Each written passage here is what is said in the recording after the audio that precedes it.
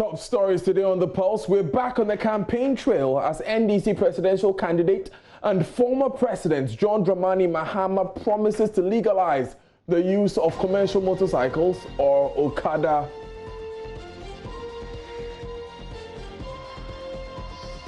With less than 24 hours to the launch of the governing New Patriotic Party's Manifesto in the Central Region, we get a glimpse into the document and visit the University of Cape Coast to evaluate preparation. And we visit every regional capital in the country to learn from our correspondents the trending issues for the week. All this and more in 90 minutes. My name is Daniel Daze. Welcome. The Pulse is brought to you by Stop Cough from Ernest Chemists.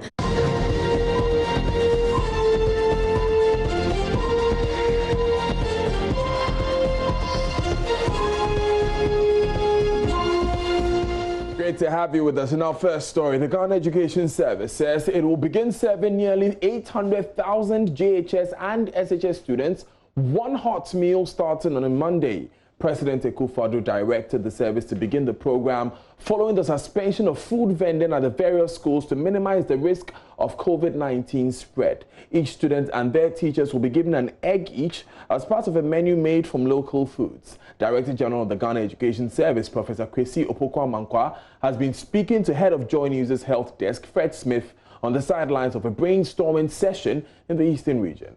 It's a success. Yes, we will be going out there to monitor officially. The media, I believe, may also want to go out there to see whether it is working. Now, the key thing, for example, the egg that we've spoken about, we want to ensure that everybody has an egg. So if, for example, there's no egg, we don't expect that we just go out and say we went here and there's no egg. We may want to find out the reasons from the vendor and issues like that, you know, so that when we do a story, it will be a balanced story for this reason, or maybe, I didn't hear that we should add egg. So now that the information has just come to me, maybe my next meal will include it, or, I mean, there may be a genuine reason, you know, but we don't want it to seem as though the whole thing is not working. As I'm saying, we are feeding about 800 plus students and staff. Sorry, how many students? I don't have the specific numbers, but I know that the total number that was announced, I think, was 800 and something. When you put the staff and the students together, you get about 800 and something, you know. Overall, the children who are writing the exams, if you put the two of them together, they go beyond almost 600,000. They go beyond almost 600,000. And if you bring their teachers together, you know, JHS, there are about a minimum of about 7 teachers, 8 teachers teaching in a JHS. So when you put all of them together, and it is both private and then public, you put all of them together, you get something in the realm of 800,000. You know, there will definitely be 1 or 2 spots where you have a challenge, you know. So we have indicated that by 11 o'clock, because they'll be going home at around 1 o'clock, we've indicated that by 11 o'clock, those meals should be ready. We don't expect that 11 on the dot, everybody, you know, so if you get there and it is maybe 10:30 and the person is 7, fair enough. If you get there and it's 11:30 or it's around 12 and the person is 7, fair enough. But the key thing is that they should have the one hot meal. They should have the one hot meal, you know. So that is it. We as part of the monitoring, when we go into the schools, we will find out first from the students whether they actually had the meal, what kind of meal they had, do you have your egg, and things like that. If there are issues that they raise, we also then will raise them with the vendors, you know. If there are issues that relate to the heads, we also raise them with the heads, you know. Then if we need to alert the districts to also do something, then we'll also do that. Any support that we need to give to them, we will do. You know, if there is a need for the district to even support them with transporting the food to 1 or 2 schools or things like that. Our district offices are ready to do that.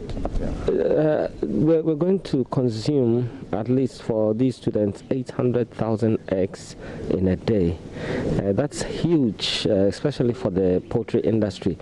Do they have the capacity? Have you engaged them to know that they have the capacity to produce this on a sustainable level? I want to believe that they do.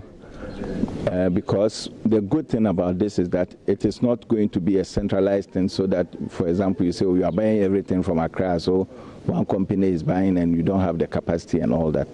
You know, this one, the small poultries will get the opportunity to have that. And as I indicated, even though you're looking at it as 800,000 as a group, but in some communities when you go, it is just about 20 people a day, you know. So if you buy a crate or you buy 2 crates, it will take you about 3 days, you know, and things like that. So we believe that they have, and I think it's also a good opportunity to boost the industry, you know, over a period of about a month or so, that they will be doing that. And we want to encourage them to be able to supply for us.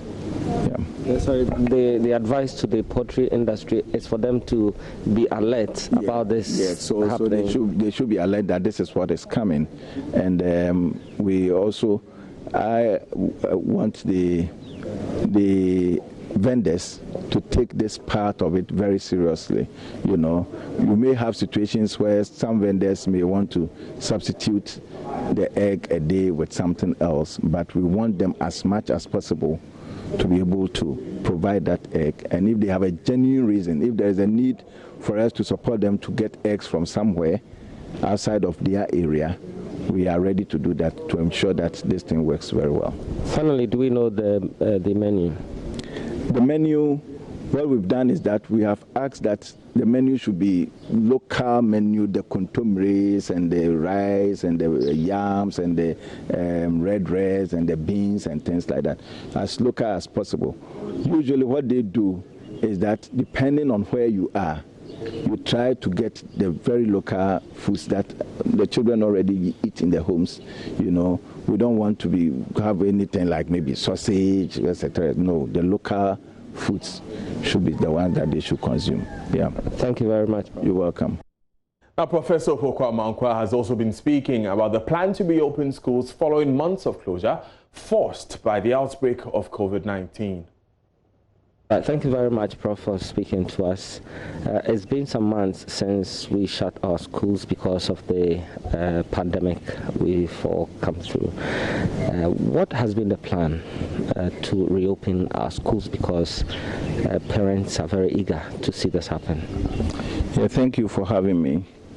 I think recently when the president spoke, and that was his 15th address, I believe, he charged the Ministry of Education and then the Ghana Education Service to work together to come up with some plan for school reopening. Subsequently, the minister also inaugurated a committee to look at school reopening. And the minister also gave us up to 21st September, to get the schools reopened. The main charge is to look at the various options that are available for us for school reopening, because of the situation that we find ourselves in now. We can't reopen school as the normal. We can only reopen school as the new normal. And in the new normal, there are things like ensuring the protocols, the COVID protocols. For example, social distancing is key. For example, wearing of masks is key, washing of hands and things like that. So how do you reopen school with all these things in place? If you are going to social distance, for example, can you use the spaces available to make sure that everybody goes to school at the same time? Obviously not. So what are the options that you have? How do you play it up to see that some go and then others will be there, and how is it going to affect the learning outcomes? Already they've had some loss of learning, no? But how do you do it so that at the end of the day, the little time that you have at your disposal, you should be able to do that. So for now, we are going to look at the hows, the whens, and the whats, and all that. What logistics do you need, and how? I mean, what amount? What financial support do you need, and all that. So we want to work out these things. The committee that the minister constituted is under the Honorable Phoebe. Professor Phoebe, he is a former Minister for Education, and then we also have the chairman of GS Council, Mr. Ansowa, is there. I am there, and my two deputies are there. We have the private schools fairly represented. Then we have a parent also on it. The committee will ensure that we also engage other stakeholders, and then ensure that by the time we finish on 21st September, we have a comprehensive plan as to reopening of schools. There are two things that are key to us to resolve beyond ensuring the protocol. There is already a truncated academic year. Are we going to continue to finish that academic year, or we'll just leave it at that? Are we going to start a new academic year all over? If we are starting a new academic year, when are we starting? If we are going to continue with this one, when are we continuing? And you know, as we speak now, there are SHS 3 and JHS 3 in school. So, for example, the earliest probably we can get them going to school will be after they have finished their exams, which will finish finally somewhere in the middle of September, you know. So the committee is supposed to look at all these things, and then by 21st September, we should be able to present a report to the minister, so that the minister will also submit to the president for action to be taken. Any idea yet where we will go, whether we continue or we start a new academic year with this? Because we're just in the third term when this pandemic broke. Second term. In the second term. Yeah, we're just at the tail end of the second term for the KG to primary to JHS, and then for SHS, they had finished their first semester, and we're going into their second semester. As of now, we cannot say that there's any idea. The only idea is that we are going to meet and talk about it.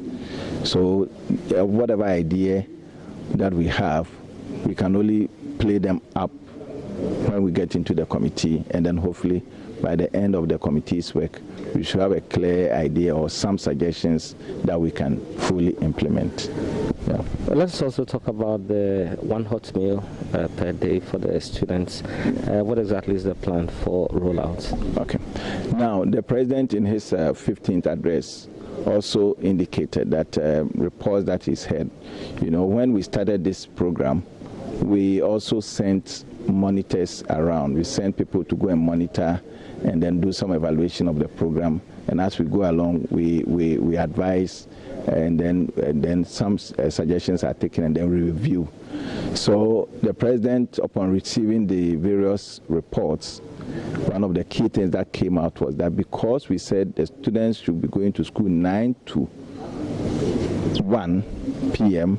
and 9 a.m. to 1 p.m. and also because we said to ensure that we observe the protocols, they should eat before they come to school. There shouldn't be vendors around the school. What happened was that for some of them, they were not able to actually eat before they come to school. So they have to stay from 9 o'clock till 1 p.m. And if your home is a distance away, by the time maybe you get home, it is almost 2 o'clock and you have not eaten.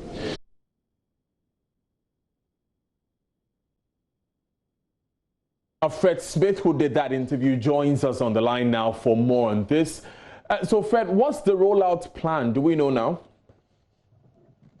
Well, it's not so clear yet, but the Director General in that interview says that they have so far interacted with the caterers who were already undertaking the school feeding program. And so those who had the basic schools that they were serving will now have to take over the junior high school level, and they now have to find caterers for the senior high school students as well. So if you were, for instance, a caterer in a basic school which is very close or in the same area as the secondary school that is going to benefit from this, then you automatically qualify to take up this role and serve the children. On Monday, this will roll out. They anticipate that there could be challenges in some areas because not all the areas have resources as they should. And so they've called for public support in implementing this in such a way that in case there is a challenge somewhere, the public will give their support in resolving those challenges for the success of it. This is going to run for just 1 month, and so the more support that they get, the better it will succeed.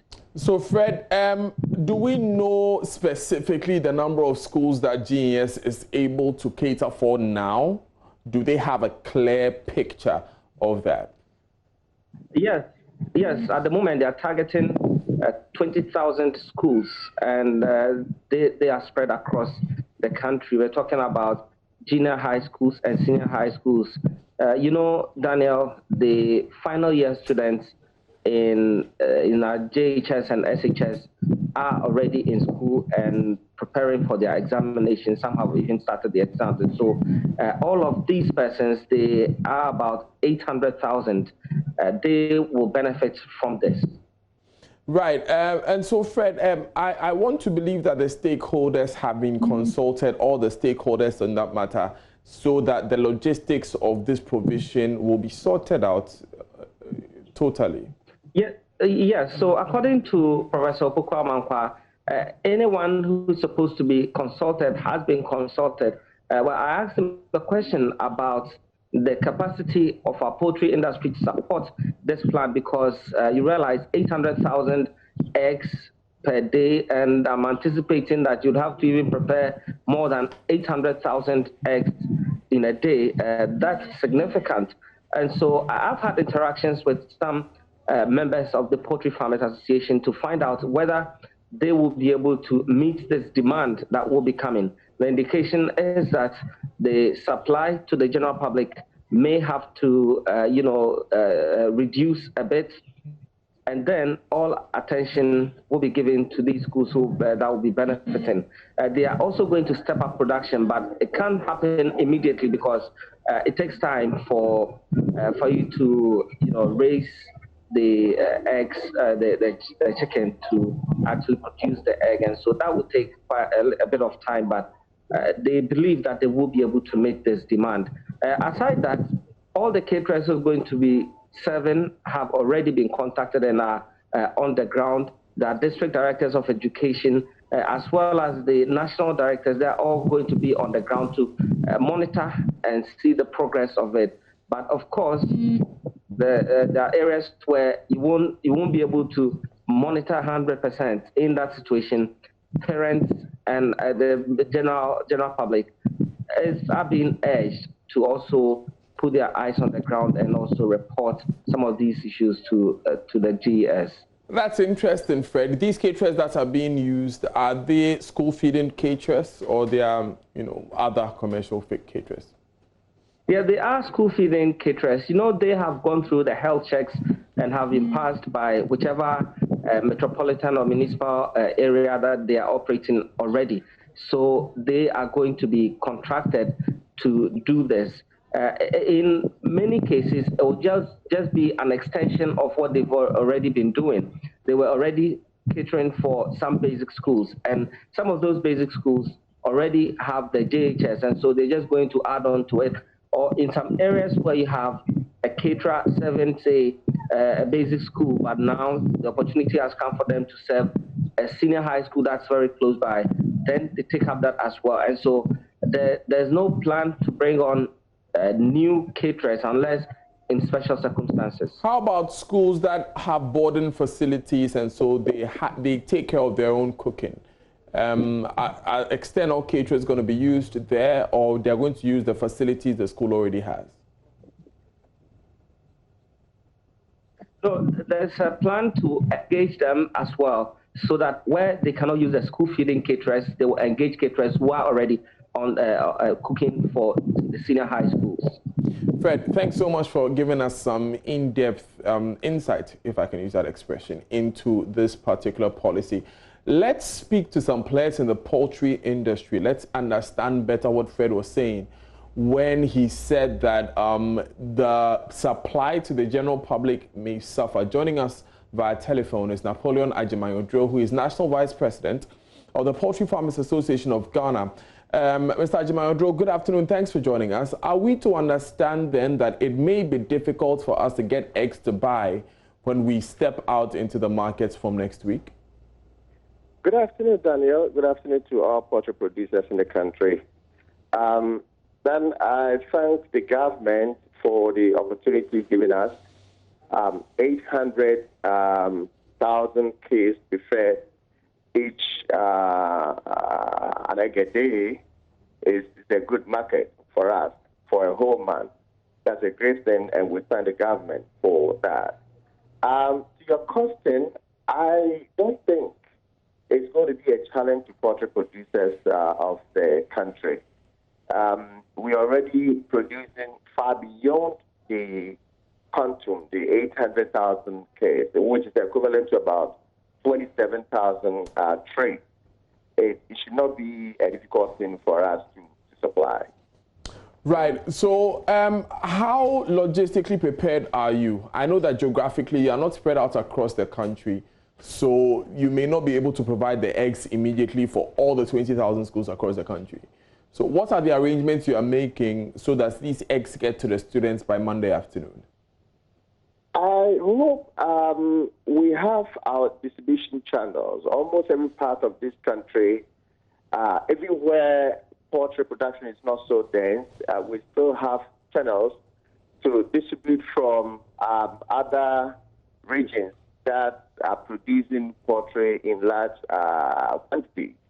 So there's already existing distribution channels, and school feeding caterers know where they procure their own eggs.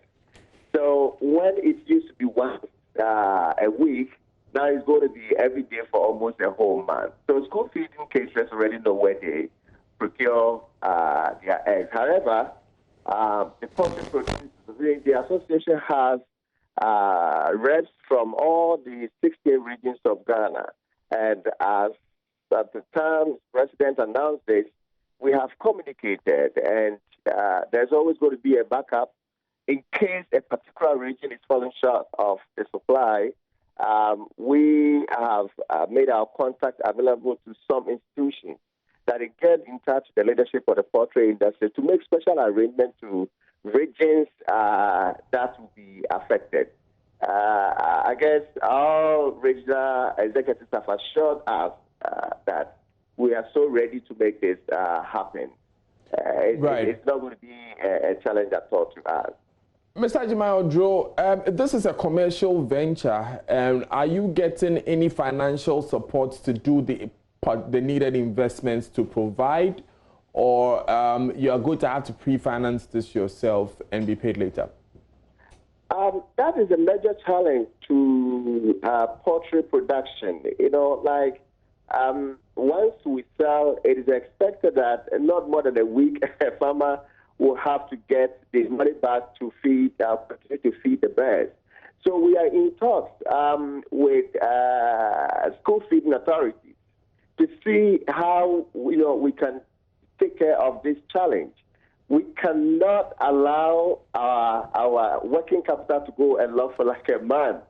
So obviously, we are so ready to help the initiative.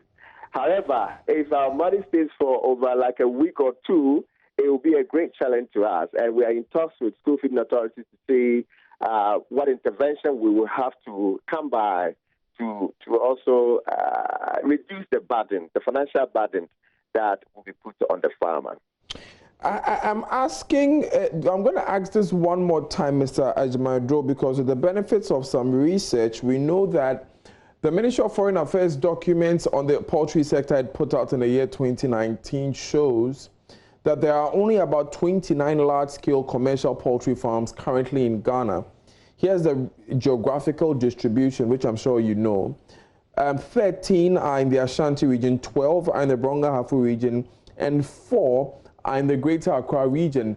These, even though they form only about 20% of the poultry population, are those who are known to produce eggs in large quantities. So the question here is, knowing the data that we have now, how sure are we that every day in this month, students can get eggs delivered to them cooked? Yeah, Dan, I thank you for that. There are over 3,000 small, medium, and large-scale egg producers in the country, and I think 800,000. I can assure you that it's just a day production from Ashanti region alone.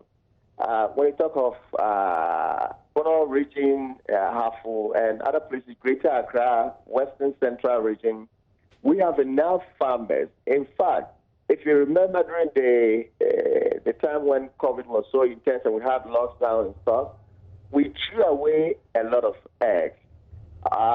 We had to sell some of the layers to make up or to reduce losses. We still have enough in the system to be able to take care of this initiative. Right. I would plead with the general public that no one should entertain any fear. We are so prepared. In case, let me stress this, we all will have to support the initiative by government to work, because these children are going through some special protocols. And for that matter, we need to make everything possible to make the initiative.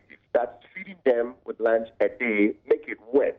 Should it happen that a particular geographical location is running short of egg, we shall make our contact available.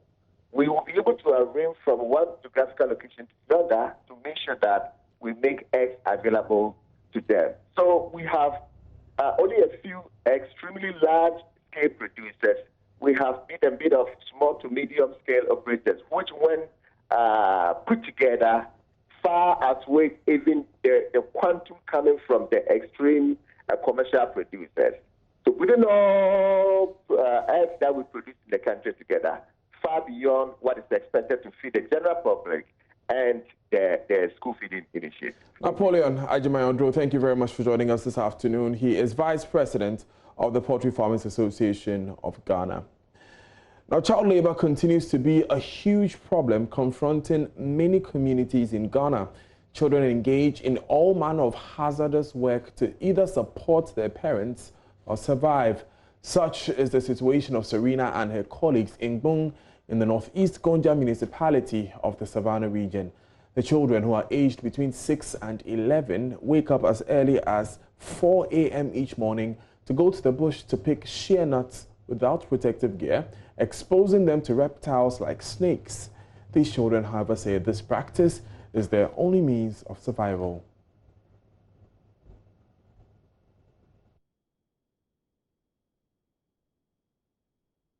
We'll hear the story of Serena and her friends in just a few minutes. But of course, we understand that the issue of child labor has come to the fore, especially in recent times. JoyNews covered a series of documentaries from the Volta region especially, where children were actually sold in slavery. CNN reports suggested as many as 18,000 children were in servitude in that part of the country. Let's take you back to the Savannah region to learn the story of Serena and her friends. Work starts at 4 a.m. for Hawa Karim in Bung, a small farming community, each morning.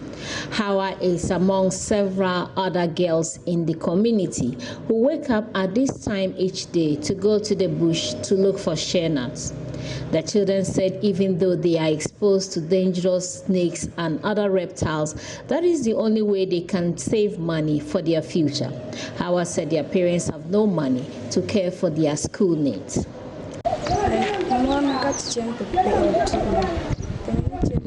When you go to the bush to pick the share, it is a den for snakes and scorpions, but we are in school and our parents are home. So we pick the share and process it and sell so that we can buy our needs. We sell the raw share for 4 cedi and the processed one for 5 cedi.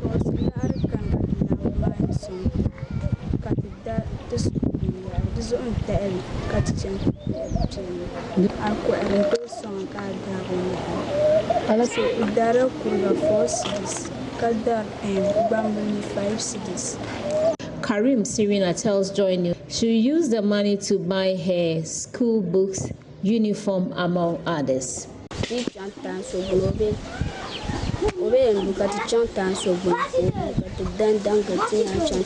normally move from tree to tree to collect the share, bring it home and process it. I use it to buy my books, uniform and sandals. It is not easy because of the danger of snake and scorpion, but we have to do it to stay in school.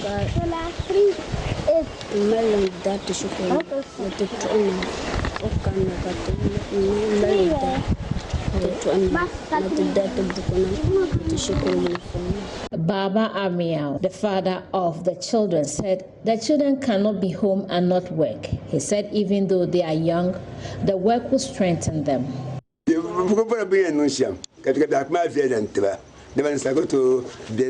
A human being cannot just live without working, so they need to work to make some income to buy their personal belongings. They may be young, but this is the only way you can train them. If you keep saying they are young, you will not benefit from them. When they struggle, and I also struggle, we put it together, then it will solve some problems. Their colleagues travel for Kaya, but they don't.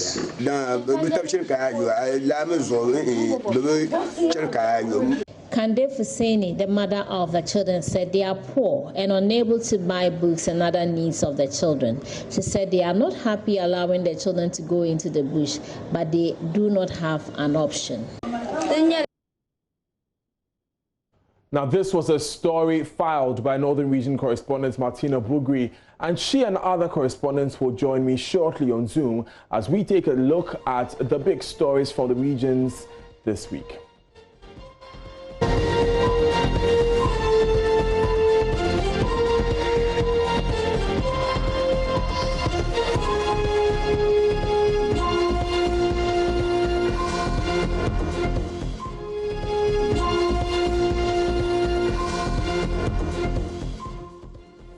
Thanks for staying with us. This is The Pulse, and the Ghana Non-Communicable Disease Alliance has submitted a civil society's NCD manifesto aimed at ensuring that all political parties and politicians increasingly recognize and prioritize NCD's prevention, treatment, care and support as a development issue in the country and invest adequately towards strengthening healthcare systems to address the health burden associated with non-communicable diseases. Now, emerging evidence from the COVID-19 pandemic suggests that people living with NCDs and other chronic conditions such as diabetes, cancer, hypertension, stroke, chronic respiratory diseases, among others, are at a higher risk of becoming severely ill, getting long-term conditions, or dying from COVID-19. The group wants governments to pay attention to this worrying trend. Labram Musa is National Coordinator, Ghana NCD Alliance. Mr. Musa, good afternoon. Let's get details of this manifesto. And why must political parties pay attention to this?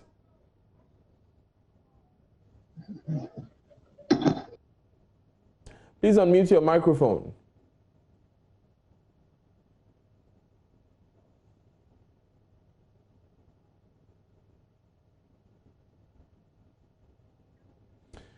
Right, please try unmuting again. I think we have a challenge with the audio there, so please unmute the microphone again.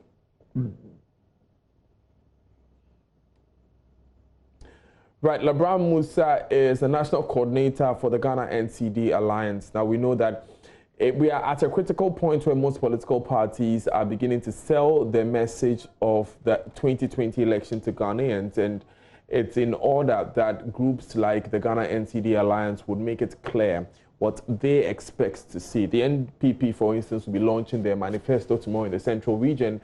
Cape Coast University, or University of Cape Coast to be precise, of course, that will be live here on your election headquarters, your Joy News channel. Myself, Evan Spencer, MFR Powell and Winston Amwa will be anchoring it from here and live from the University of Cape Coast. But back to Mr. Musa, who is with us via Zoom. Mr. Musa, if you can hear me, good afternoon. Please unmute the microphone.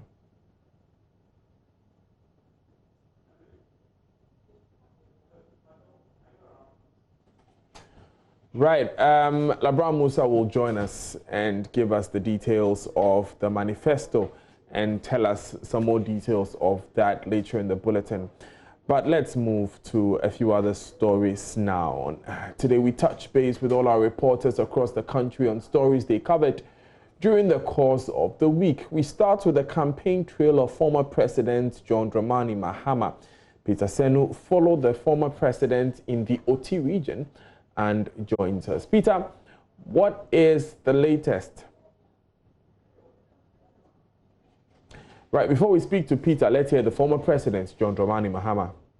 I've been seeing young people who have finished school, they can't find a job, and so they look for something they can do. And there are many of our young people, you see them riding motorcycles and transporting people from place to place. We call them Okada. But in our law, it says Okada is illegal. But Okada is a reality. It has come to stay. You can't stop it. And so I have suggested, and I say when we come into office, we'll legalize Okada, but we'll regulate it. We'll regulate it, and we'll give them training so that they are able to do their business in a safe manner without causing the lives of people. They must obey all the traffic regulations in order that they be allowed to pursue their profession. John Dramani Mahama, former president and the NDC's presidential candidate for this particular election. Let's go back to our earlier story where the Ghana Non-Communicable Disease Alliance has put together a manifesto of sorts detailing what is expected of various political parties as they campaign for the votes of Ghanaians. Mr. Musa, I believe we've sorted out the audio issues now. Thank you very much. Give us the details of this manifesto, please.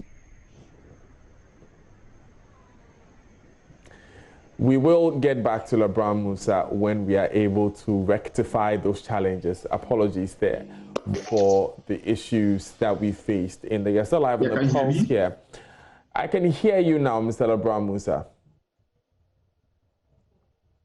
Yes, so sorry about that. So let me say a very good afternoon to your viewers. And then say that, yes, indeed, we issued a manifesto based on the fact that if you look at the trend, as the WHO has indicated, that we have 41 million people dying from non-communicable diseases. And then also in Ghana, over 94,400 people die annually from non-communicable diseases. So this striking, development in the, let me say, this striking pandemic, made us feel that there's a need, for us to call on our political actors, especially leading up to the polls, to consider, ensuring that non-communicable diseases are given the needed attention it deserves. Because at the global level and even at national level, people who are living with the pandemic are not given the needed attention as it's supposed to be. Meanwhile, as I mentioned, you have a huge number of people, who are dying from these diseases. It has even overtaken HIV and AIDS, malaria and communicable diseases combined, across the globe and even in the country. So we felt that even when the COVID-19, came, for instance, you notice that it has actually exposed governments all over the world and even in Africa and Ghana our readiness to, to solve issues of emergencies, and then also the gaps in health system weaknesses. So there's a need for political actors to ensure that reforms, and major reforms are done within the health sector to meet the needs of people living with NCD and other chronic diseases that have been neglected for far too long. Now, we have seen the current administration promise a massive investment in the health sector. Agenda 88, I believe is what it's called, the construction of not 88, but actually 96 hospitals across the country. And we have also seen a lot of investments being put in the human resource of the health sector when it comes to frontline health workers in the COVID-19 fight. Would you say that is sufficient going forward? Well, so indeed, let me say that we comment, those efforts, but we mostly wouldn't want to look at. We look at, continuum of care. Care that starts from prevention.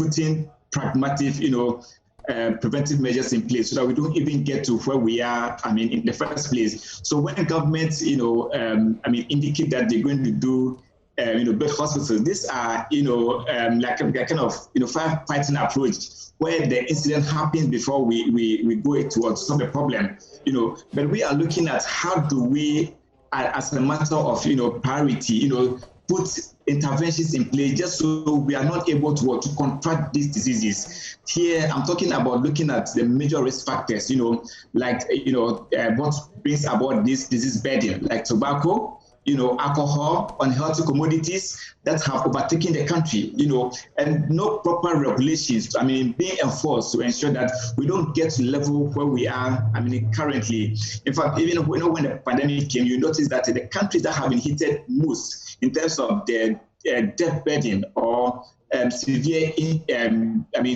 conditions, whether this US and then China, and then also you look at even South Africa here, is because they have loosened the system. There's not people taking any manner of food, junk food that weakens the immune system, excessive alcohol intake, all manner of smoking, that comes to Africa, starts from these countries. So what we are saying that government should put in place, measures to actually ensure that there is enough, resources invested, to preventive measures, so that we don't get to the stage where we are, where government will now say it's going to build hospitals and stuff. We want to make sure we completely eradicate or control the disease burden of non-communicable diseases and other chronic conditions. Now, there's a particular challenge in the health sector, which I've observed in my time reporting as a journalist, that a lot of the donor funding which we qualified for when we were not a middle-income country has now ceased. And so we saw a few challenges where Ghana has had to raise counterparts funding in some of these projects. And so we are constrained in meeting those demands. Have you observed that, and how do we provide funding for these investments you speak of?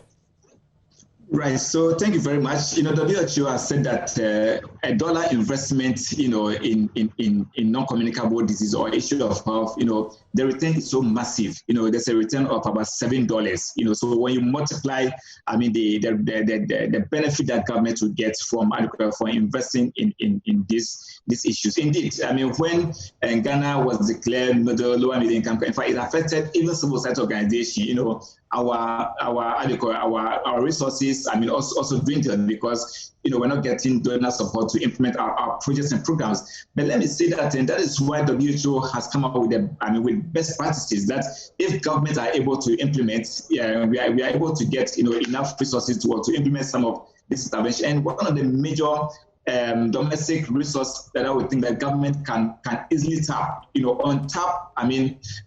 domestic resource mobilization, and one of them critically is taxes on healthy commodities, and normally WHO and other agencies or research institutions will call for taxes on these commodities because it does so many things. Apart from the fact that it gives government substantial revenue to improve our health and other stuff, it also reduces reduces our exposure to this commodity, because this commodity will then become quite expensive, but because of addictive nature of these commodities, people will still purchase them, So what we are saying is that in a funny way, we say that, so well, no problem. You government increase the commodities. If the industry say people will still consume them, let them consume them. Then we'll compensate them when they eventually fall sick and go to the hospital by taking care of them.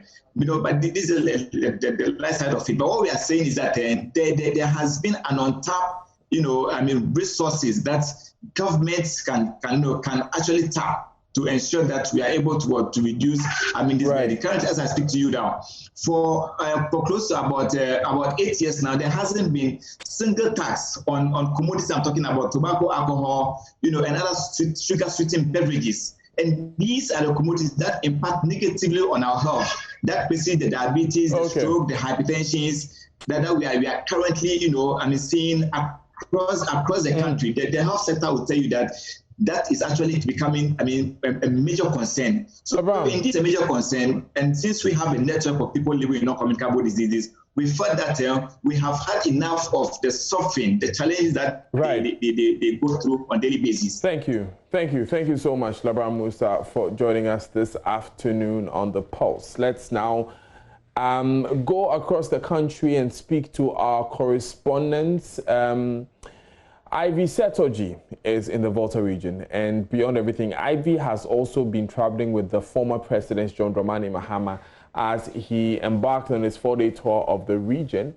Ivy, we understand the former president has made a promise that he would legalize and regulate the Okada business. Tell us more. Yes, so the former president Pando earlier promised the people of the Volta region and the entire nation that he was going to legalize and regulate the Okada business if he wins the 2020 election.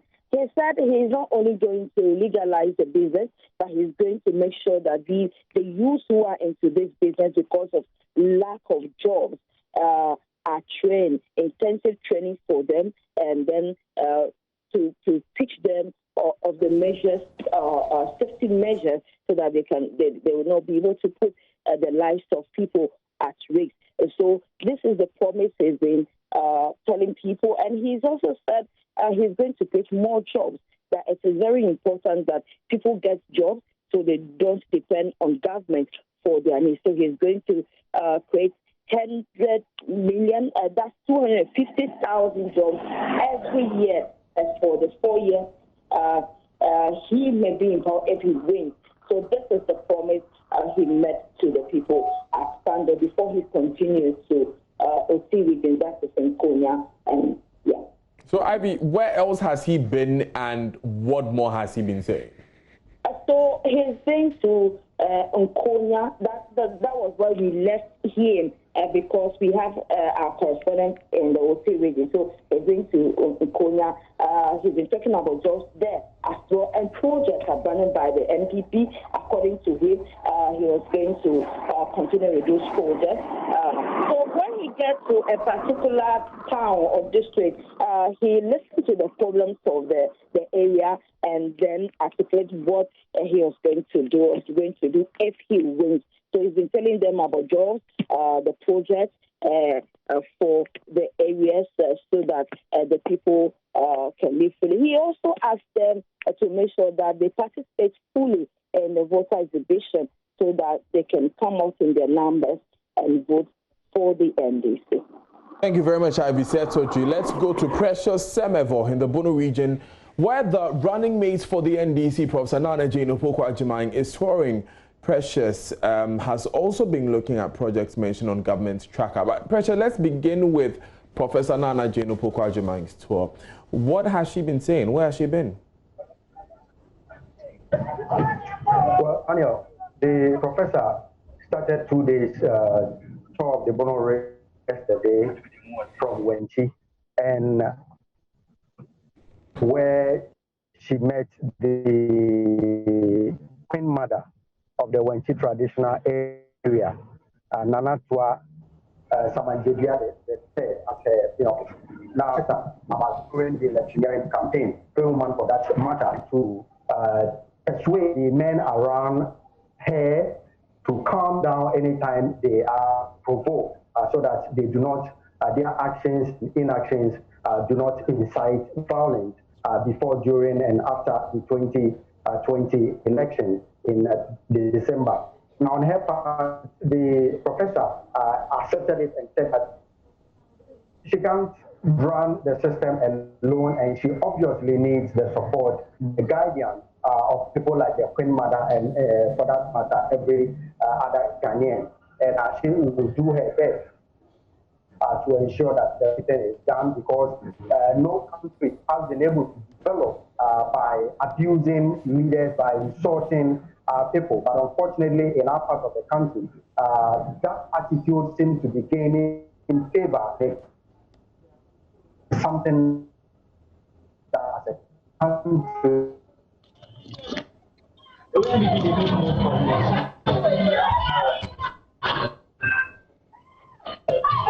will have that.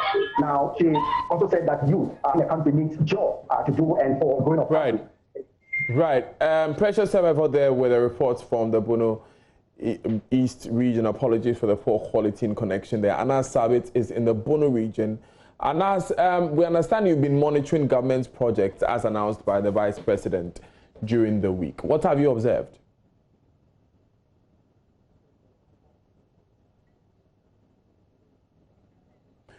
Right, let's go to Peter Senu in the Oti region. Now, Peter, former President Mahama moved from the Volta region to the Oti region, did he not?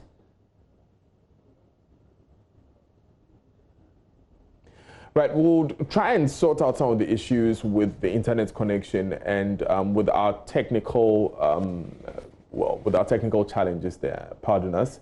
And we will bring you those conversations from our correspondents. Martina Bogri has joined us from the northern region. Martina, good afternoon. Yes, please unmute the microphone that you're working with. Yes, the microphone is unmuted. Yes, what are the big stories you've looked at this week, Martina? Well, my big story I want to talk about is the children who go to the wild to pick share fruits as early as 4 a.m. These children, we travel along that community, and then by 6 a.m., the children were already returning. So I asked myself, if they are returning at 6 a.m., what time did they go to the wild to look for their share? So I interacted with them, and they told me they go as early as 4 a.m. I look at the dangers involved, and I thought that this is a story I should do. And that's how come I went to the community to do the story. Now, the share fruit is something snakes love.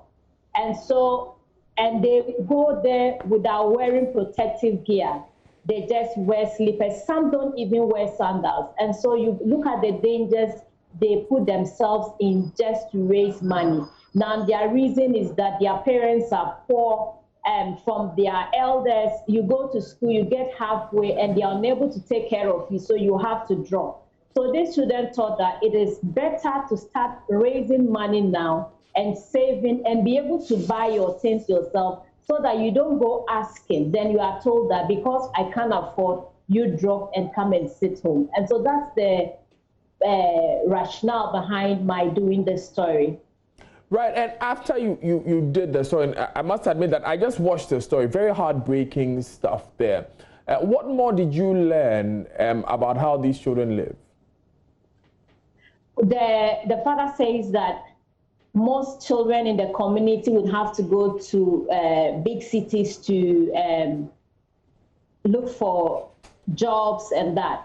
But they think that the students should stay. And so to provide for them to feed, that one, they will be able to do that. But beyond that, they are unable to do any other thing for them. And so if they want to wear beautiful clothes, they want to stay in school, attend school in school uniform and write, then they must do that themselves. Now, you listen to the father, and the father says that, look, you might say they are young, but as they work, they get used to it. Then you can benefit as a parent from them. But if you allow them, before you know, they go waste. And so he thinks that they should start now, and then once they grow, I mean, they will get used to working. And so that's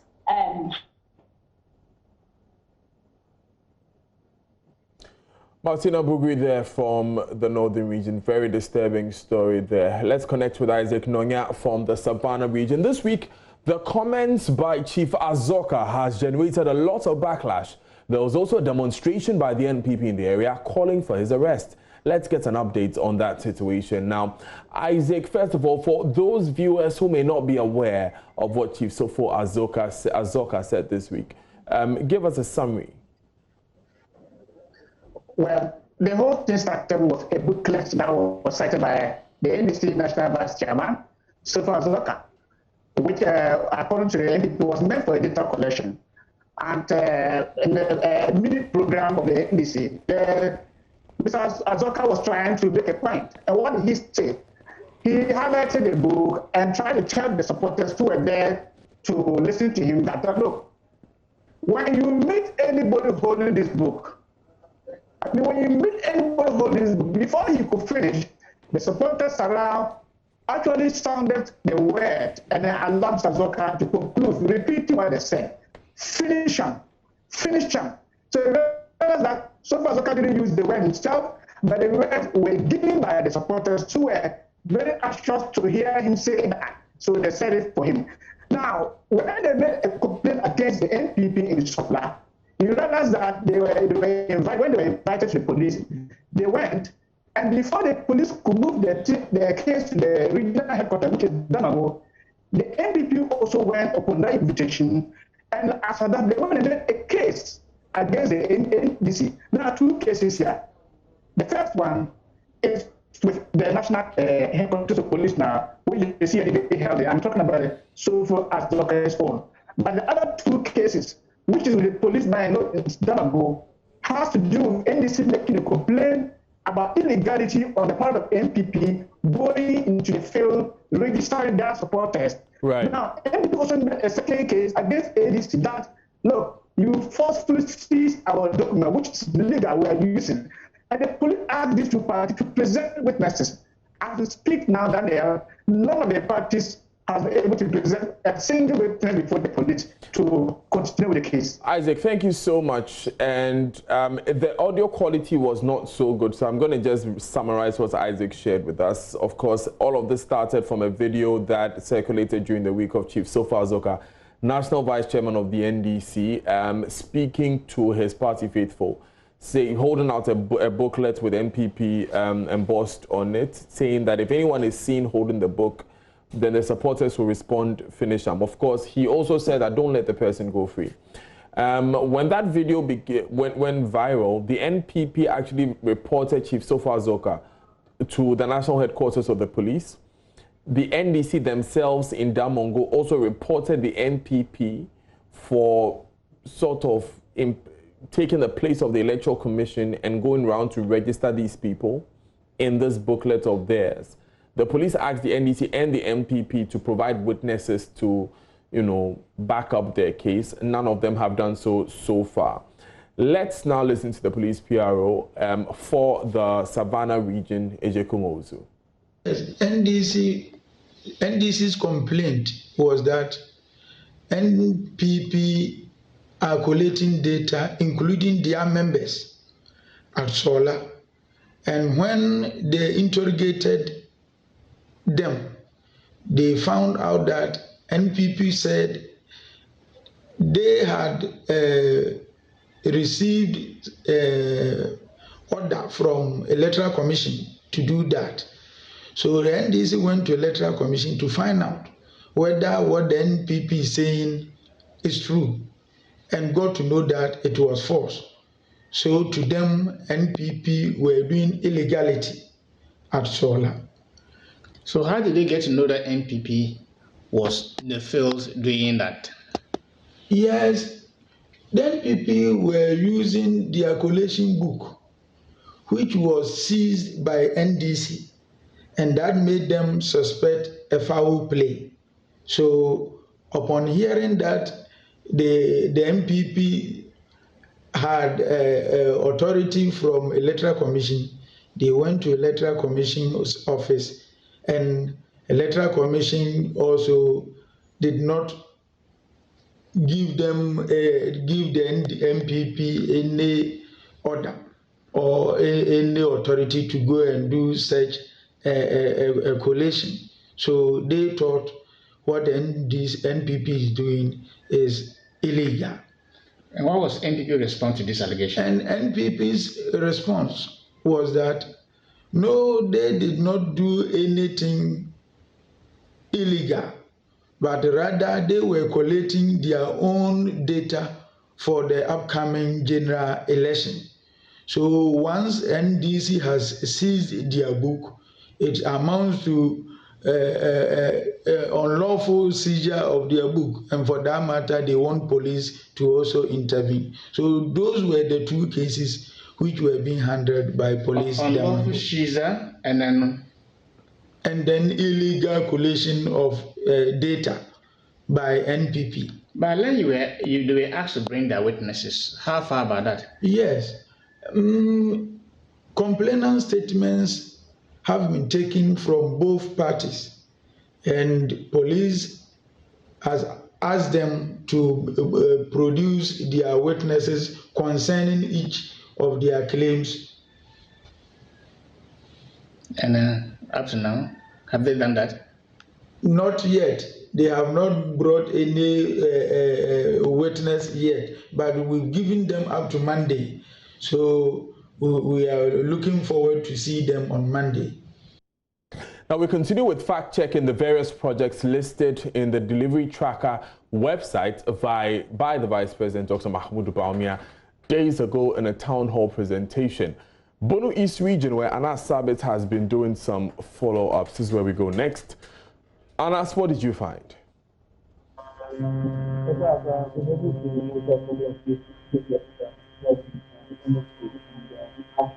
Anas, please speak up. We can't hear you.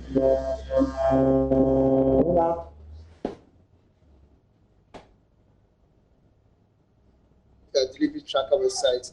And from Wednesday, I have been monitoring educational infrastructure that will have been put up in some schools in the region. I visited the Academy Senior High School, where a girls' dormitory and then a 6-unit classroom block plus a dining hall has been completed and then handed over to the school for use. Also at the Children's Senior High School, we saw a 6-unit classroom block that was part of the project the Vice President made mention of. Also, a girls' dormitory facility has also been completed and is currently in use at the Children's Senior High School. I saw all these projects.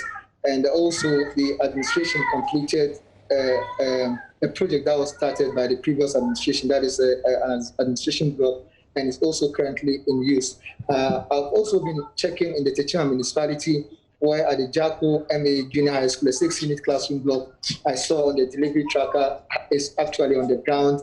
And then there's a community named as Tra, where a health care facility has been a challenge for over the years. And as it stands, there's an ongoing CHIPS compound that is being put up there. I saw it on the tracker. I followed to the community, and just moments ago, I saw the facility also almost completed. And then there are also other projects at the Techima Senior High School and then the Mount Carmel Girls Senior High School. I saw all these projects. We'll continue with the monitoring in subsequent days, and then we'll update listeners or viewers on the situation on the ground. Apart from that, I also did a story on the NPP's launching of its regional campaign team, where they are targeting at least 8 seats in the region. The Bono East region is having 11 seats. Currently, the NPP has 5 of those. They are targeting 3 more to raise their number to 8 after the December 7 polls. The National Youth Organizer, Nana B, during the launching indicated that the track record of the NPP in the region at least would ensure that the people in the region would give the NPP the chance to continue with its work as the ruling party. These are some of the stories I have been checking throughout the week, Daniel. And as what are those key battleground constituencies that you'll be looking out for in December, since the NPP wants to win 3 more seats? Come again, I didn't hear you, please. I was asking, where will the battle take place? Which constituencies have been targeted by the NPP? Currently, out of the 11 seats, Techiman North and South the NDC is having the Techiman North and South, and Kranza North and South, and then the Active Amantin constituencies. They are optimistic that these 5 seats will be retained, and then they are looking at getting some 2 more seats in the Kintampo area, that is the Kintampo North and South constituencies, plus 1 seat from the eastern part of the region, precisely around the 2 East districts, adding the number to the 8. They hope they will get all the 11, but the National Youth Organizer said they are being realistic, and these 8 seats, according to the NPP, seats they must win to ensure that the region becomes one of its stronghold after the December 7th votes. Anas Savage, thank you so much. Let's now get that report from the launch of the MPP's campaign in the Bono East region. At the inauguration of the Bono East Regional Campaign Team of the new Patriotic Party held in Techiman, National Youth Organizer Henry Nanabuache, also known as Nana B, stated that the NPP, which currently has 5 of the 11 seats in the region, is targeting at least 8 seats in the December polls. Prime focus of this launch is to at least prepare the minds of our team towards Victory 2020. Basically, that is it. To also prepare them, equip them with the needed issues, and then also to make sure that once we go, don't forget, this year's election is going to be different. This year's campaign is going to be different because of COVID-19. This is more or less going to be like one-on-one campaign, and then using other ways of reaching to the person. So this will also afford us the opportunity to train the campaign team on what to know, what to expect, and the things to do out there. And then you give them targets. Each constituency is given a target, and we are seeking here in Bono East, we are seeking to at least move from 5 seats to at least 8 seats. Nanabi indicated that in terms of records, the former President John Dramani Mahama's 8 years cannot match Nana Ado's tenure. No candidate Mahama, we know how he has messed the Ghanaian youth up and how he created so much mess in the country. So we are very focused, and we are going to compare his record, his poor record, to that of the brilliant record of Nana Ado Dankwa Akufo-Addo, and that is what we've started doing. So sector by sector, we have performed far better. For the Bono East Regional Minister and Member of Parliament for Atibuba Amantin constituency, Mr. Kofi Amakohene, the newly created region has received its own share of the national cake, especially in terms of infrastructure. We have benefited from roads and general infrastructure. One is from Kintampo to Prime. Agbo, it's a link road. And then there is a road titled Almighty, Parmedanso Road, because since independence has been captured in almost every budget. This year, even though the President, His Excellency Nana Ado Dankwa Akufo-Addo, had not gone there because of the COVID to even cut sword, the road is seeing very much progress in terms of construction. He is of the view that the Nananom and the people of the region are keen on renewing the President's mandate on December 7. I believe that every Nana in my region, less of politics, has seen the good work of His Excellency President Ado Dankwa Akufo-Addo, and they are going to reward him. So this year election for me is not so much of MPP and NDC. It is going to be Thanksgiving election, and Nananom has promised. Deputy General Secretary of the NPP, Nana Obri Buahin, however, cautioned party faithfuls to be wary of complacency, as is the main cause of the NPP's defeat in the 2008 general elections. We must avoid complacency. In every human endeavor, you need to avoid complacency. If it is the football circles, nobody in Germany would one day be able to beat Brazil by 7-1. Who ever thought that Bayern could beat Barcelona by 8-2? And also, all these things, the conglomeration of all these things, lead to the irresistible fact that you must avoid complacency. You must be very aggressive. You must pretend that as if you are not in power. Once bitten, twice sharp. Reporting for JoyNews, Anas Sabit, Techiman. We stay with politics and the governing New Patriotic Party because they are launching their manifesto for the 2020 general elections tomorrow. The event will take place at the University of Cape Coast in the Central Region, where the president is currently touring. President Akufo-Addo has already been interacting with chiefs and people of areas he has been touring. In Elmina, the president cut the sod for the construction of the Elmina Fishing Port project, expected to boost the fishing industry in the town. It will also include the Elmina Fishing Rehabilitation and Expansion project that was originally said to have been financed by the CDB loan from China. He's also been speaking on the ATL FM this morning. We'll bring you that shortly, but Richard Kojo-Nyako has been trailing Mr. Akufo-Addo, and Richard joins us on the line. Richard, bring us up to speed on the president's tour of the region. Well, so currently the president is at Gomwabewazi, where he is scheduled to commission a potato processing factory under the One District, One Factory. So the president just arrived, and shortly the program will commence. Before the ceremony, the president had commissioned the first of the One District, One Factory, where he casted at Ekumfi. That is the Kumfi Fruit and Juices Factory. And so two key things that have happened today on the president's tour, two commissioning under the One District, One Factory have been done. And so this is what really the president has been up to. From here, the president will get back to Cape Coast. That is where the presentation of the manifesto would be done before the National Council for their consideration and perusal. And then we wait for tomorrow, the big day. So, Richard, earlier today you were reporting to us about preparations for the launch of the National Manifesto tomorrow. Remind us again of the preparations that have been made. Well, so Cape Coast was chosen to host this year's manifesto launch of the new patriotic party. The University of Cape Coast New Examination Center is the event venue. The entire Cape Coast has been littered with the colors of the NPP. Trees have been clothed with the colors. Every available object you can see an NPP paraphernalia or flag, that has been clothed with. So the preparations are, they tell me that they are complete. They are waiting for the presentation to be done this evening in the National Council. Security, we are told by the regional secretary who is handling the affairs here, that security has been put in place. Everything there is to be done has been done, and so they are waiting for the DD. But this one, the party indicates, is a virtual launch, and so it's not everybody that is going to be here.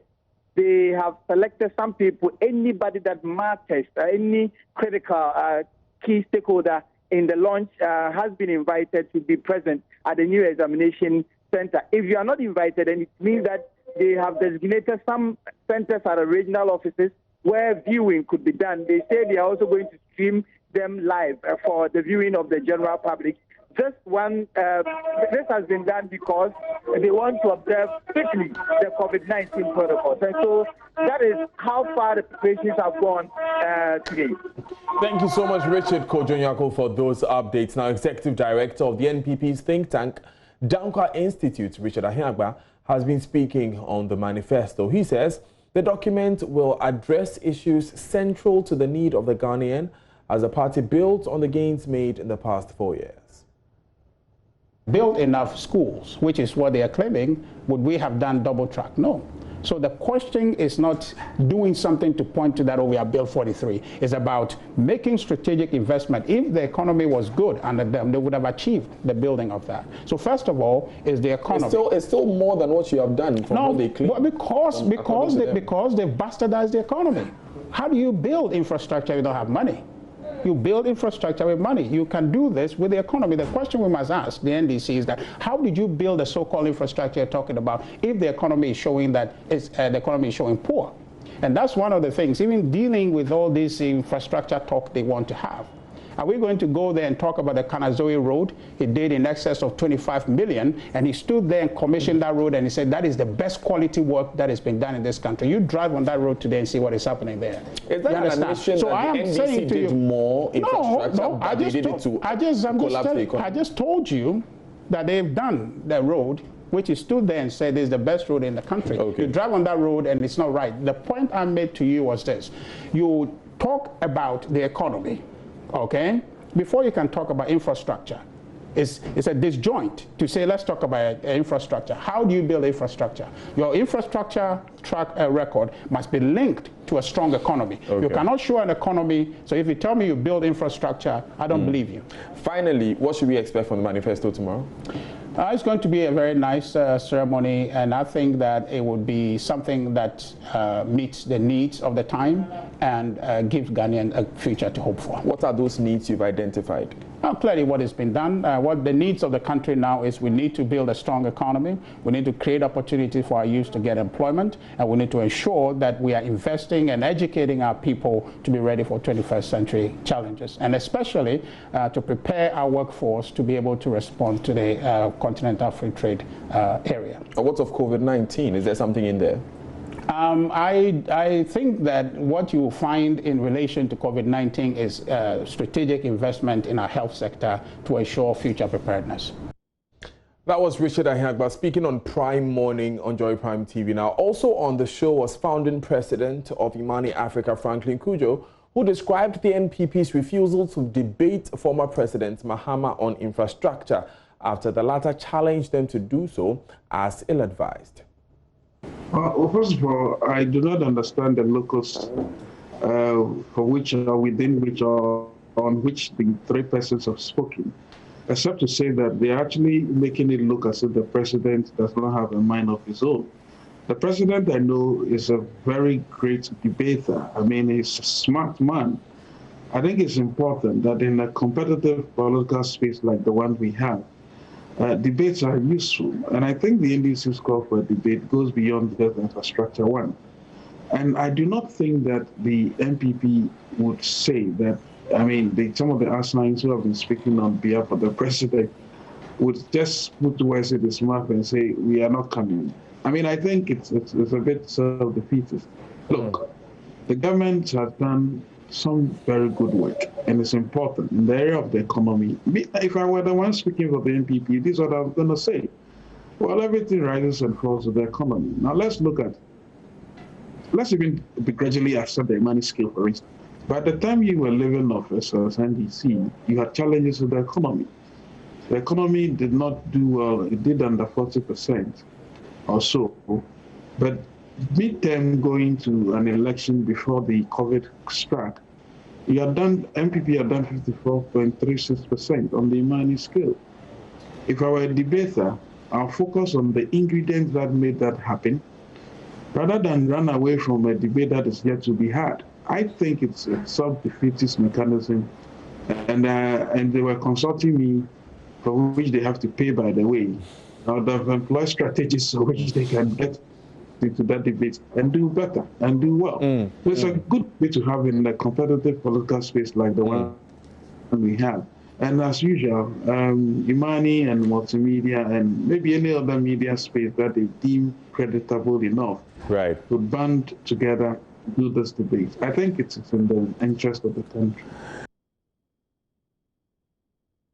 Now, the president who will unveil the party's manifesto for 2020 elections has been fighting off claims that the Office of Special Prosecutor has failed to deliver on its mandate.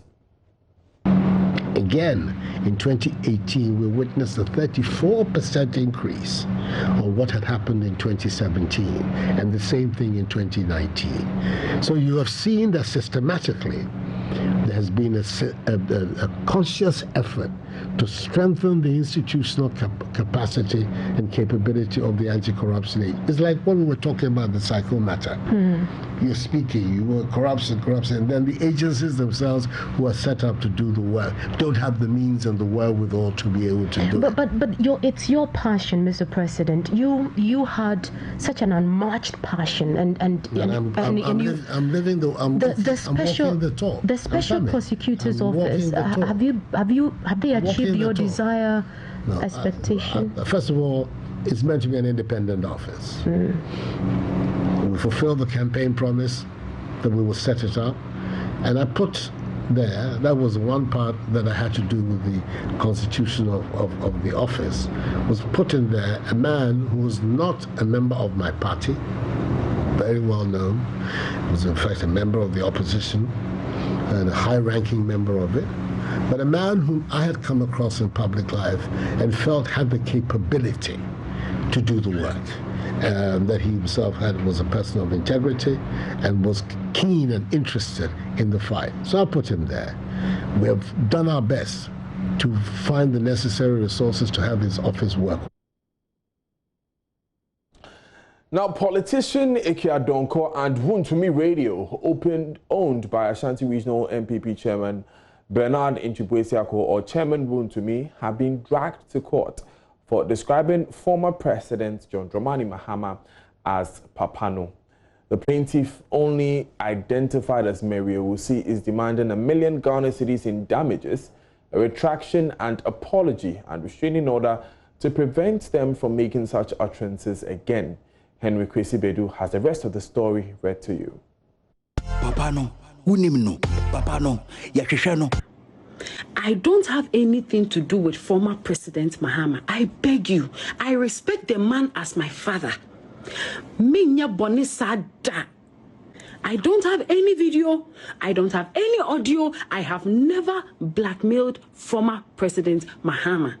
This is my video. This is my view concerning this issue. Min kasabiem. Sekere Japo amfa video ame toa bonten te se de anwumre wonya vemo kasana. Boycott every issue. I don't have any video. I don't have anything to do with the former president. I am not blackmailing anybody. Masema me work on. Thank you. Actress Tracy Boache disputing claims in one of her numerous viral videos in her feud with musician Ms. Bell that former President John Mahama is the father of her child and her benefactor.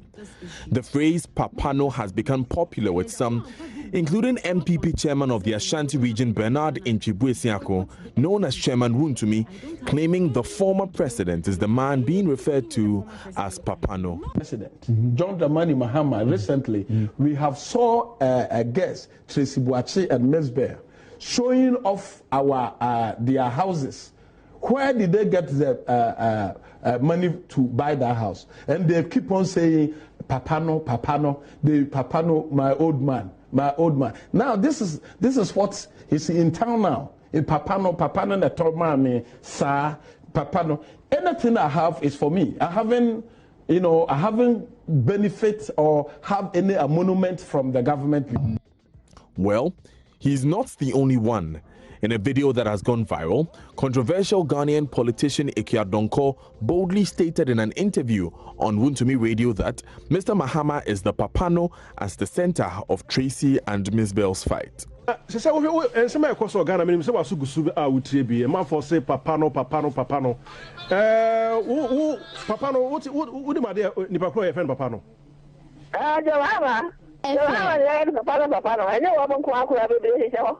sir. Donko, alongside Oheniba Nane Siedu, a journalist with Wuntumi Radio and Wuntumi Communications, have been sued by one Mary Owusi for the comments Donko made on Wuntumi Radio. Mary Owusi is seeking a total of 1 million Ghana cedis at an Accra High Court in damages after the three defendants acted in ways she thinks injured the reputation of the NDC flag bearer. She's also praying the Accra High Court for a retraction and apology, as well as a restraining order on the three defendants from making any defamatory statement about Mr. Mahama in the future.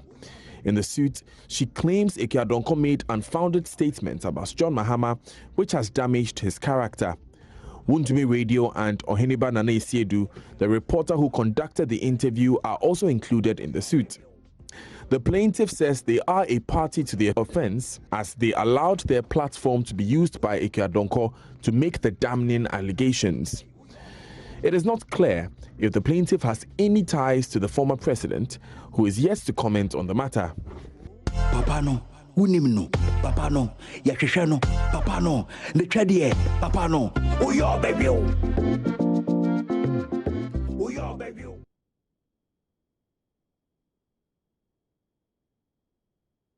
Now, the Ghana Police Service has arrested 8 suspects for burning electronic waste in the Agbo Scrapyard.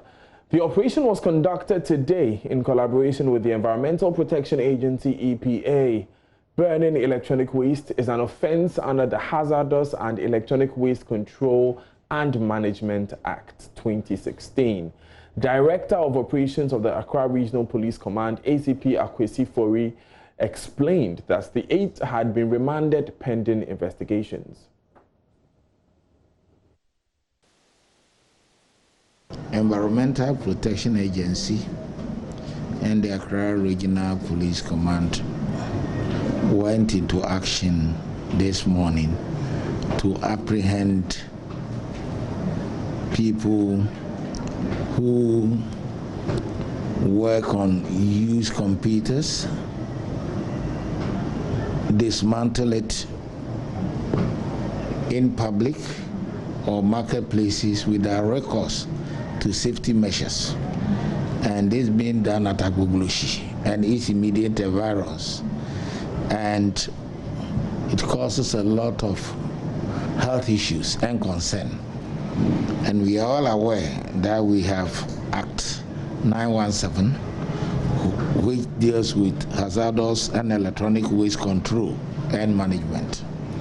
This law is critical to the health needs of our people, and it goes a long way also to protect communities and Ghanaians in general.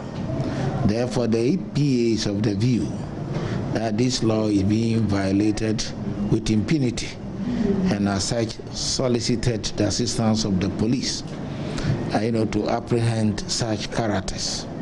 And it is an exercise that is ongoing, and we'll be going to various places to make sure that offenders are busted, questioned, and put before court.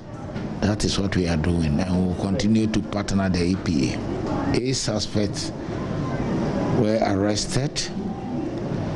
They were seen busily dismantling used computers and other gadgets that tend to be inimical to the general health and welfare of our people. And this was being done in the heart of Agbo market, which happened to be the center of foodstuff selling, among others. At the moment, they are going through investigations, and the CID will work on them as such. The Executive Director of the EPA, Mr. John Puamang, assured the public that the clampdown will be consistent to ensure utmost safety of the environment. Yes, on the 7th July, we went to Agbo to have an engagement with them, because we've got to a point where now we are purchasing their cables, with the plastic coating on them. We don't need to burn them before we purchase them. We have this project going on between the Ministry of Environment, Science, Technology and Innovation, and then the government of Germany. The federal government of Germany has given us support. So we are, trying to pilot the Hazardous and Electronic Waste Control and Management Act using that project, so that we can, learn lessons, and then when we move into full implementation of Act 917, we will have that experience behind us. So we engage them and made them to understand that there is no need to burn the cables before you sell the copper, because the company is right there next door to you to buy them in the form that they are already. And so they made an undertaking that burning will stop, even though the prices were still being negotiated, because they wanted a little more than what the project is paying. But we said that with that, the hazards and then the effects that will occur to you when you burn and then inhale that smoke, it's not worth it for that small margin that you are looking for. So we told them that if they continue to burn, EPA will now have to crack the whip, because we have given them enough time, we have given them enough support as a group, Greater Accra Scrap Dealers Association, to enable them to do what they are doing in an environmentally sound manner. So they made a commitment, their leaders came and spoke, and so we continue to monitor the situation, and these my officers that went to the field with you have been monitoring the situation, and we found out that by and large they were still burning. So we made arrangements with the Greater Accra Regional Police Command, that we want them to support us to make some, make some arrests, because we made an engagement, and they made an undertaking that they will not burn but we find that it's still going on. So that's what happened today. And we are glad that you people also, the press also came in, so that we can let the message go out that we are not joking. This one will be a continuous operation. We have got the commitment of the police that they will support us throughout to make sure that we kept this burning of electrical and electronic waste at Agbo and other parts of the country.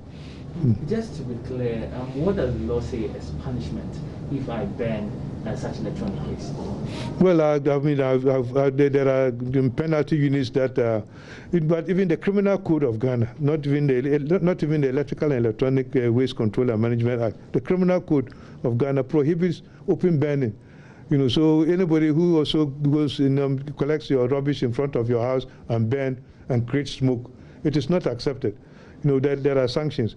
So now that they have gone to the legal department of EPA are part of this operation, they will follow up and then make sure that the charges that have to be put against these culprits will be done so that we can take action.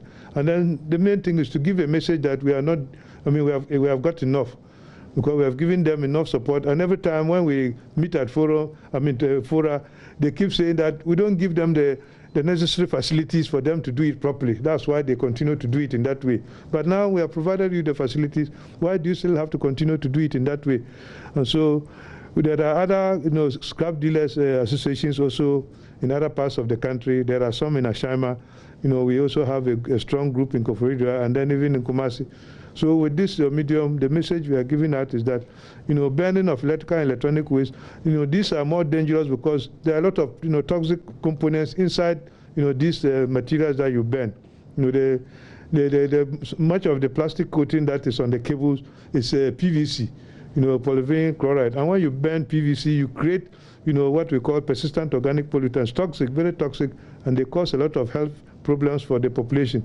Because though the smoke doesn't only affect them who are there at the scrapyard, it also affects the neighbors, Toyota and the Honda company and all those other companies which are around the area. And even the smoke can travel further to the general market, further down. So it's Alive on the Pulse with me, Daniel Dazi, and it's time for sports with Gary L. Smith after this.